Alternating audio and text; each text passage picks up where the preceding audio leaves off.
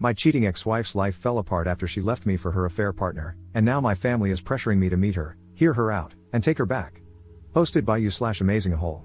I know you're going to say it's fake and that it sounds like a Hallmark Christmas movie. Honestly, I wouldn't believe it either if it hadn't happened to me. So, if you can't believe it, just pretend and give me advice anyway like I'm a real person, because I am. I, 32M, met Sarah, 30F, in grade school in our small town. She was my first everything, girlfriend, love, and eventually, wife. We both went to college together, and after I graduated, we got married when I was 23, and she was 21. Sarah was still finishing her degree, and I worked hard to support both of us while she completed her studies. When she got her first job, I was so proud of her. It felt like all our sacrifices and hard work were paying off, and I thought we were on our way to building a life together. For 2 years, everything seemed fine, or at least, I thought so. Then one day, I came home from work and found her packing a bag. She sat me down and told me she had been having an affair with a coworker. I was completely oblivious. She was crying and apologetic. She said she loved me but was in love with the coworker, and they had this chemistry and deep connection that she claimed she never felt with me. At the same time, she seemed genuinely apologetic and acted very guilty. She moved in with the coworker that night. Sarah made the divorce as quick and easy as possible.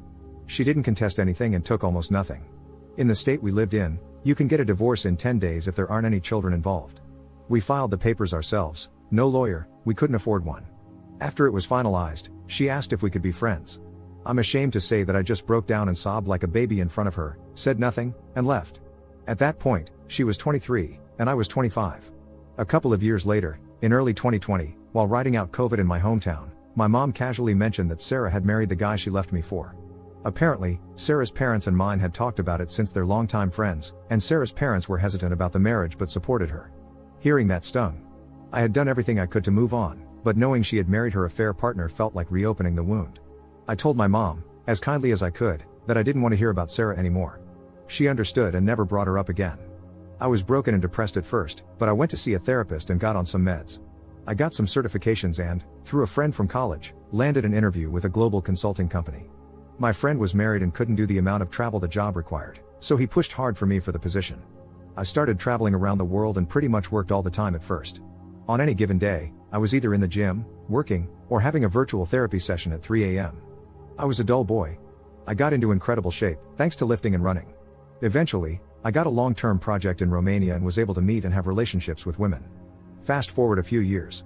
Recently, I had a few weeks of vacation saved up, and I wanted to spend Christmas in Reykjavik, Iceland. I went to my parents' place in my hometown for Thanksgiving with my sister and brother. Last Thursday, I was at the local independent drugstore in what passes for downtown in my hometown.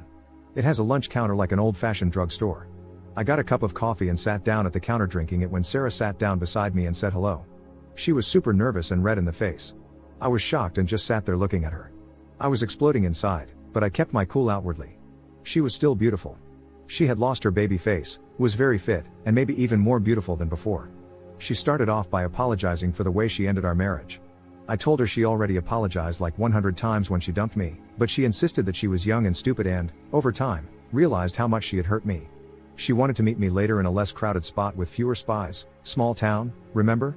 I shook my head no and told her frankly that I didn't see what I could possibly get out of meeting with her again.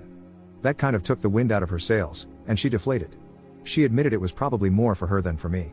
She said I'd get closure, not just for how she ended things, but for the kind of person she was back then. She wanted to tell me about how she'd changed, what she'd learned about herself, and what real love is. She wanted me to see that the person she'd become is someone I could respect and maybe be friends with again. I wanted to get the hell out of there, so I just told her I'd think about it. She gave me her number, and I went home. Apparently, my mother and sister had already heard about it from Sarah's mom. So now I'm a big dumb victim of some kind of big dumb Hallmark Christmas movie hit job. My sister, 29F, and mom, 55F, told me they've kept up with Sarah since our divorce and that she's changed, and I should hear her out. My dad, 56M, just shook his head and walked off. My brother, 22M, thought all of this was hilarious. I asked if he wanted to chime in, and he just shrugged his shoulders and said that since Sarah and I knew each other from when we were kids, I should at least hear her out to keep the peace between our families since we live in a small town. Personally, I do think her family would feel insulted if I didn't at least talk with her. I know for a fact that she's living with her parents now, so it seems like her life completely fell apart. I'd kind of like to get the gory details as maybe a form of schadenfreude, but it's all behind me now, and I think it would just make me sad. I guess I'm a better man now, more mature, wealthier, and fitter than I was when I was with her, But I'm still the same guy she didn't have chemistry or a connection with back in the day.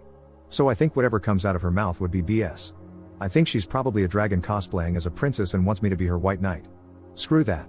My mom and sister are pushing hard for me to meet her, and my mom says she's afraid that if I don't at least hear Sarah out, Sarah's mom will resent her and make her social life more complicated.